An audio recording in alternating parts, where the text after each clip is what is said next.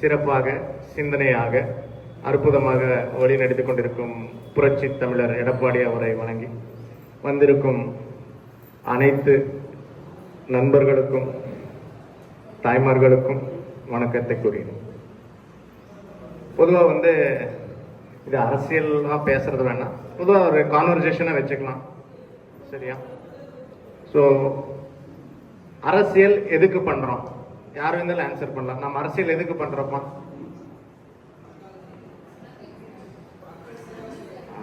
எவ்வளவு சிறப்பான சிந்தனை பாருங்க. அரசியல் எதுக்கு பண்றோம்? மக்கள் சேவைக்கு தான் அரசியல் பண்றோம். அதுல மேல்தனமான அரசியல் கீழ்த்தனமான அரசியலுங்கிறதெல்லாம் கிடையாது. அரசியல்வாதி அது எம்எல்ஏ இருந்தாலும் எம்பியா இருந்தாலும் ஒரு ஒன்றியா இருந்தாலும் ஒரு நகர செயலாளராக இருந்தாலும் தொலைநோக்கு பார்வை என்ன? மக்கள் சேவை தான். அப்ப நாமெல்லாம் இங்க எதுக்கு சேர்ந்திருக்கோம்? அந்த சிந்தனையை எப்படி சிந்திக்கணும், அந்த மக்கள் சேவையை எப்படி இன்னும் அற்புதமா செய்யணும் அப்படிங்கிறது தான். அதுக்கு தான் நம்ம சேர்ந்திருக்கோம். அதை பத்தி தான் பேச போறோம், சரியா? முதல் எல்லாத்துக்கும் முன்னாடி நம்ம என்ன யோசிப்போம்னா, உலகம் இருக்கு இல்லையா, அர்த். நாம எல்லாம் படிச்சிருக்கோம் தானே? என்ன சொல்றாங்கன்னா எர்த் இல்லையா, இந்த எர்த் 4.5 பில்லியன் இயர்ஸ் முன்னாடி இது எக்ஸிஸ்ட் ஆச்சா. அப்படின்னா அர்த் ஃபார்ம் ஆகி 4.5 பில்லியன் இயர்ஸ் ஆச்சு. அப்போ இந்த பூமி நம்மளை போல எத்தனை மனிதர்களை பார்த்துருக்கோம், நம்மளை போல எத்தனை மனிதர்களை பார்த்துருக்கோம், எத்தனை மிருகங்களை பார்த்துருக்கோம் இல்லையா? அப்போ இத்தனை எல்லாத்துக்கும் அப்புறம் நம்மளுக்கு, நாம ஒரு மனிதரா எங்க இருக்கோம், நம்மளுக்கு ஒரு வாய்ப்பு கொடுத்துருக்கு இல்லையா? மக்கள் சேவைக்காக ஒரு வாய்ப்பு, அதை நாம யூஸ் பண்ணிப்போம். இப்ப நீங்க அந்த காலத்துல பாத்தீங்கன்னா ராஜா, அவங்க பசங்க, அவங்க பேர பசங்க, இப்படித்தான் இருக்கும். இப்போ டைனஸ்டிக் பாலிடிக்ஸ்னா தெரியுமா உங்களுக்கு எல்லாம்? டைனஸ்டிக் பாலிடிக்ஸ் அப்படின்னா என்ன? அவங்க ஃபேமிலியில அவங்க அப்பா, சொல்லுங்க, அப்ப அவங்க ஜெனரேஷனே தான் இருக்கும். அப்போ டெமோக்ரஸின்னு ஒரு விஷயம் வருது. டெமோக்ரஸினா என்ன? எவ்வளவு அற்புதமான விஷயம் பாருங்க. டெமோக்ரஸினா யாரு வேண்டாலும் எது வேண்டாலும் ஆகலாம். அது அரசியல்ல மட்டும் கிடையாது, எல்லா விஷயத்திலையும். anyone can become anything, only thing is you need to dream. என்ன, யார் எது வேண்டாலும் ஆகலாம். நாம அதை அந்த ட்ரீமை நம்ம உணரணும், நான் இதாகணும் அதாகணும். அப்போ அப்படி ஒரு வாய்ப்பு குடிக்கிற இயக்கம்னா அது அனைத்து இந்திய அண்ணா திராவிட முன்னேற்ற கழகம். இது நாம் சும்மா ஏதோ பேச்சுக்காக இல்லை, நீங்க சிந்திக்கணும். எந்த விஷயமே சிந்திக்கணும். இப்போ ஒரு விஷயம் யாரோ சொல்றாங்கன்னா சரியா தப்பான மனிதனாக நம்ம சிந்திக்கணும் இல்லையா? இப்ப யோசிங்க, இப்ப என்னோட தாத்தா விவசாயம் இருந்தாங்க, சரியா? இப்ப உங்க தாத்தா என்னவா இருந்தார் தம்பி? சும்மா சொல்லுங்க. விவசாயம் இருந்தாங்க. அப்பா என்னவா இருந்தாரு? விவசாயம். நீ என்னவா இருக்க? ஸ்டூடெண்ட். என்ன படிச்சுட்டு இருக்கீங்க? பிகாம் இல்லையா? அப்ப வாழ்க்கையில ஒரு மாற்றம் இருக்கா, ஒரு முன்னேற்றம் இருக்கா? அதுதான் இந்த டெமோக்ரஸி கொண்டு வரும். அப்படி ஒரு கட்சி தான் அனைத்து இந்திய அண்ணா திராவிட முன்னேற்ற கழகம். இப்ப நீங்க திமுக எடுத்தீங்கன்னா பேரறிஞர் அண்ணா அந்த கட்சியை துவங்கினார். இது எல்லாத்துக்கும் தெரியலையா நம்மளுக்கு? அண்ணா அவர்கள் துவங்கின கட்சி என்ன ஆச்சு? அப்புறம் அண்ணாவின் மறைவுக்கு பின்னால் எம்ஜிஆர் அவர்கள் ஆட்சியில் தான் திரு கருணாநிதி அவர்கள் அந்த இடத்துக்கு வந்தார். ஓகே, அதையும் கூட ஒத்துக்கலாம், சரி அவர் ஆட்சி வந்தார். அப்போ ஒரு ஜனநாயகம்னு என்ன? யாரு வேண்டாலும் எது வேண்டாலும் ஆகலாம். இப்போ திரு கருணாநிதி அவர்களுக்கு அப்புறம் யாரு அந்த கட்சியோட பொதுச் செயலாளர்? யார் இப்ப திமுகவோட பொதுச் செயலாளர்? யாரு திமுகவோட சீஃப் மினிஸ்டர்? யார் தம்பி? ஸ்டாலின். இப்ப நாளைக்கு ஸ்டாலினுக்கு அப்புறம் அந்த கட்சியில் யார் வச்சு கேண்டிடேட்? இப்போ இங்க மயில தொகுதியில் எங்கேயோ நாம சொல்றோம் இல்லையா? அடுத்தது உதயநிதிக்கு அடுத்தது யாரு? இன்பநிதி. அப்போ இன்பநிதிக்கு அடுத்தது? அப்போ இது என்ன? சிற்றரசர்களின் ஆட்சி. இது டெமோக்ரஸி கிடையாது, இது ஜனநாயகம் கிடையாது. ஜனநாயகம்னா இதோ தம்பி உட்காந்துருக்க பாருங்க, இவனும் கூட நாளைக்கு இந்த நாட்டுல முதலமைச்சர் ஆகலாம். நீங்க வேந்தாலும் ஆகலாம், யாரு வேணாலும். அதுதான் ஜனநாயகம். இதை நம்மளுக்கு யாரு, அப்போ பாபா சாஹேப் அம்பேத்கர் இருக்காரு இல்லையா, அவங்க எல்லாம் இந்த கான்ஸ்டிடியூஷனை ஃபார்ம் பண்றப்ப இதெல்லாம் பார்த்துதான் பண்ணாங்க. அப்போ நம்ம கட்சி எடுத்துக்க, அதிமுக, நம்மளோட முதல் தலைவர் யாரு? புரட்சி தலைவர் எம்ஜிஆர், உண்மலை செம்மர் எம்ஜிஆர். எம்ஜிஆர் அவர்களின் மறைவுக்கு பின் யார் வந்திருக்கணும்? இப்ப திமுக பாணியில போன யார் வந்திருக்கணும்? எம்ஜிஆரோட பசங்களோ பேர பிள்ளைங்களோ வந்திருக்கணும். இருக்காங்களா? அரசியல் இருக்காங்களா? கிடையாது. எம்ஜிஆருக்கு அடுத்தது யாரு வந்தாங்க? புரட்சி தலைவி அம்மா வந்தாங்க.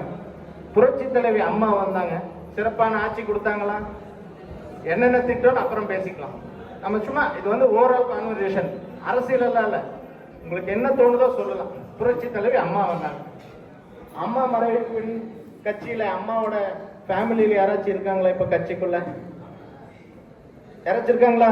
இருந்தா சொல்லுங்க. இல்ல இல்லையா? இப்ப அடுத்தது யாரு கட்சியில தலைவர்? புரட்சி தமிழர் எடப்பாடியார். அப்ப இங்க இதுல இந்த லூப் என்ன காட்டுது உங்களுக்கு? என்ன காட்டுது இந்த லூப்? அடுத்தது யாருன்னு யாருக்குமே தெரியாது. அதுதான் ஜனநாயகம். அப்போ அதிமுகங்கிறது எப்படியாப்பட்ட கட்சினா, யாரு வேண்டாலும் எது வேண்டாலும் அவ்வளவு. உழைப்பு முக்கியம், கட்சிக்கு விசுவாசம் முக்கியம், அவ்வளவுதான். ஆனா திமுகல அதெல்லாம் கிடையாது. திமுக பொறுத்த வரைக்கும் அவங்க ஃபேமிலி தான் எல்லாம். நாமெல்லாம் இந்த கிரிக்கெட்டை விளையாடுறப்போ ஸ்டேடியம்ல கிளாப்ஸ் அடிப்பாங்க பாருங்க, விசில், அந்த மாதிரி நாம எல்லாம் கிரிக்கெட்ல பாக்குற ஆடியன்ஸ் மாதிரி. எப்பவுமே அவங்க ஃபேமிலி தான் பேட்ஸ்மேன், அவங்க ஃபேமிலி தான் போலர், அவங்க ஃபேமிலி தான் ஃபீல்டிங். சும்மா ஒரு அனாலிசிஸ், என்ன பெருசாலாம் நான் ஒன்றும் வேண்டாம். இப்போ நான் பேசுறதை கூட நீங்க சொல்லணும். இப்போ கருணாநிதி அவர்களின் குடும்பத்தினர் அந்த கட்சியில எத்தனை பேர் இருக்காங்க? உங்களுக்கு தெரிஞ்ச பேருங்க சொல்லுங்க. ஒரு 10 பேர் சொல்லுங்க. ஏன் 10ன்னா அது 50க்கு மேல இருக்குது, அதனால டைம் அதிகமாக இருந்தா 10 சொல்றேன். ஒரு 5 பேர் சொல்லுங்க பார்க்கலாம், அவங்க ஃபேமிலியில் யார் யார் இருக்காங்க. உதயநிதி ஸ்டாலின், கனிமொழி, தயாநிதி மாறன், கலாநிதி மாறன், அப்புறம்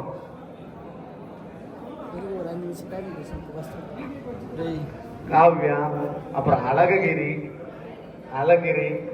அப்புறம் அவரு பையன், அப்ப சொல்லிட்டு போனா போயிட்டே இருக்கலாம். அப்ப இது என்ன ஆகுது? இந்த ஒரு அரசியல் சூழ்நிலையில என்ன ஆகுதுன்னா, பொதுமக்களுக்கு வாய்ப்பு கிடையாது. இது பொதுமக்களுக்கு வாய்ப்பே கிடையாது.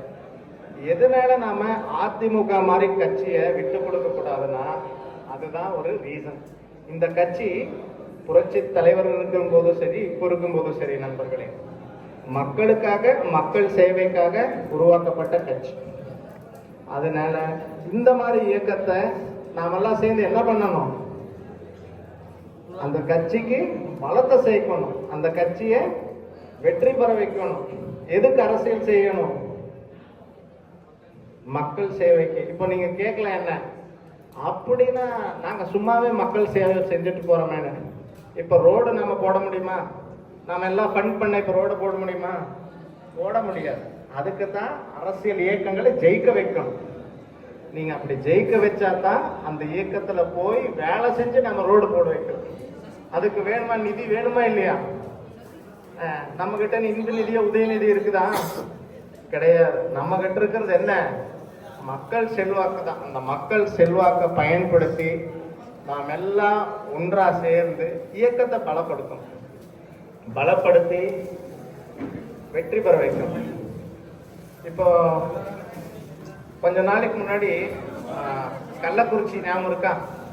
கள்ளக்குறிச்சியில டைம் அவர்களுக்கெல்லாம் ஞாபகம் இருக்கும். கள்ளக்குறிச்சியில இந்த சாராயம் சாப்பிட்டு எத்தனை பேர் இறந்தாங்க இல்லையா? சாராயம் சாப்பிட்டு எத்தனை பேர் இருந்தாங்க? ஒரு அரசு அதுல யாராச்சும் ஒருத்தரை தண்டிச்சாங்களா? ஏதாச்சும் நியூஸ் வந்துச்சா? வராது. சரி, இப்ப கள்ளக்குறிச்சி சரி ஏதோ ஒரு தப்பா போச்சு விட்டுலாம். இப்போ அண்ணா யூனிவர்சிட்டியில ஒரு ஒரு தாய்மார் வந்து அக்கா வந்து கற்பழிச்சாங்க. அதுக்கு ஏதாச்சும் ஆச்சா? ஏதாச்சும் முடிவு வந்துச்சா? முடிவுன்னு என்ன, நாம அவனை கொண்டு போய் தூக்குல போடுன்னு சொல்ல, கவர்மெண்ட் அந்த பிரச்சனைக்கு ஏதாச்சும் தீர்வு வந்துச்சான்? சரி, தீர்வு காண்றது ரெண்டாவது விஷயம். ஃபர்ஸ்ட் நம்மளுக்கு நியூஸ் ஏதாச்சும் வருதா அதை பத்தி? அன்னைக்கு ஒரு நாள் நியூஸ் வந்துச்சு. எதுக்கு இதெல்லாம் சொல்றேன்னா நண்பர்களே, இன்னைக்கு நம்மளுக்கு ஏதோ ஏதோ டிவில வந்துச்சுன்னு இருக்கலாம், நாளைக்கு அதே நம்ம வீட்லயோ நம்ம அக்காளோ தங்கச்சியோ அண்ணனோ தம்பிக்கோ அந்த பிரச்சனை வந்தப்பதான் அந்த நோவு நம்மளுக்கு தெரியும் எவ்வளவு கஷ்டம். சரி, அது விடுங்க. இப்போ அண்ணன் சொன்ன மாதிரி அந்த ஜாஃபர் சாதிக்குன்னு அவரை வந்து போதை பொருள் இதுல அவரை இது பண்ணாங்க. ஏதாச்சும் நியூஸ் வந்துச்சா? கிடையாது. அது விடுங்க. இப்ப அடுத்தது இப்போ எதுக்கு அதை விடுங்க அதை விடுங்கிறாங்கன்னா, சொல்லிட்டு போனா கட்டுக்கட்டா அது கதையாவே சொல்லலாம். கரூர்ல 41 பேர் செத்தாங்க இல்லையா? இப்போ திரு அண்ணன் விஜய் அவர்களை பத்தி சொல்லணும்னா, அந்த 41 பேர் யாரை பார்க்க போனாங்க தம்பி? விஜயை பார்க்கத்தான் போனாங்க. எதுனால போனாங்க? அவரோட ரசிகர்கள், ஃபுட்டேஜ், ஏதோ ஒரு இப்ப நாம எப்படி நம்ம இயக்கத்துக்கு ஒரு நம்ம இயக்கத்துக்காக இத்தனை பேர் சேர்ந்திருக்கோம் இல்லையா, அந்த மாதிரி போனாங்க. கரெக்ட். இப்ப அங்க போய் 41 பேர் உயிரிழந்துட்டாங்க. ஏதாச்சும் அவங்களுக்கு ஏதாச்சும் யாராச்சும் ஏதாச்சும் பண்றாங்களா? அப்போ அந்த 41 பேர் தன் தலைவனை பார்க்கணும்னு போய்தான் உயிரிழந்தாங்க. அந்த 41 பேர் அவங்களுக்கு அப்பா இல்லையா? 41 பேருக்கு அம்மா இல்லையா? தங்கச்சி இல்லையா? அண்ணன் இல்லையா? குழந்தைங்க இல்லையா? எல்லாத்தையும் விட்டுட்டு எதுக்கு போனாங்க? அவனோட தலைவனுக்கு ஏதோ வந்திருக்காரு, போகணும் பார்க்கணும். அவங்களோட மரணம் ஆச்சு. ஒரு தலைவன், இப்போ நாமளே ஒரு ரோட்ல போறோம், ஒரு ஆக்சிடென்ட் ஆயிடுச்சு, என்ன பண்ணுவீங்க நீங்க? ரோட்ல போயிட்டு இருந்தா அட்லீஸ்ட் ஒரு ஆம்புலன்ஸ் வர வைப்பீங்க, இல்லைன்னா பக்கத்துல நின்று சைட்லயே அதை எடுத்து விடுவீங்களா? ஏதோ ஒரு ஹெல்ப் பண்ணுவீங்களா? இல்லையா? இல்லையா? நாமெல்லாம் யாரு? பொதுஜனம் இல்லையா? நம்மளுக்கே அந்த எண்ணம் இருக்கிறப்போ அவர் அந்த இடத்துல இருந்துட்டு அந்த 41 உயிருக்கு அவர் வந்து நாம என்ன வந்துட்டு பணத்தை கொடுன்னு எல்லாம் சொல்லலை. என்ன பண்ணிருக்கணும்? அவரு அவங்க 40 விசாரிச்சிருக்கணும். என்னப்பா என்ன பிரச்சனை, இப்படி ஆகி போச்சு, என்ன பண்ணலான்னு. இப்போ இங்க ஏதோ இப்போ ஃபார் எக்ஸாம்பிள் நாமளே இங்கேயே சொல்லிக்கலாம். இப்போ இங்க எல்லாம் நைட் சாப்பிடுறோன்னு வைங்க, எல்லாத்துக்கும் சாப்பாடு சாப்பிட்ட பிறகு தண்ணியே கழுவு கொடுக்கலன்னு நான் பாட்டுக்கு வீட்டுக்கு போயிட்டான்னு என்ன சொல்லுவீங்க நீங்க எல்லாம்? என்னப்பா எல்லாம் பண்ணிட்டு தண்ணியே கொடுக்கல, அவன் என்ன பேசிக் இல்லையா? இப்ப நானே அப்படித்தான் நினைப்பேன் இல்லையா? அதுதான் ஒரு தலைவங்கிறது. எதுக்குன்னா அன்னைக்கு அந்த பிரச்சனையாச்சு. அப்போ இந்த திமுக காரெல்லாம் வந்து தாவேகா விஜய் அவர்களை திட்டிட்டு இருந்தாங்க. அப்ப எடப்பாடியார் என்ன சொன்னாரு?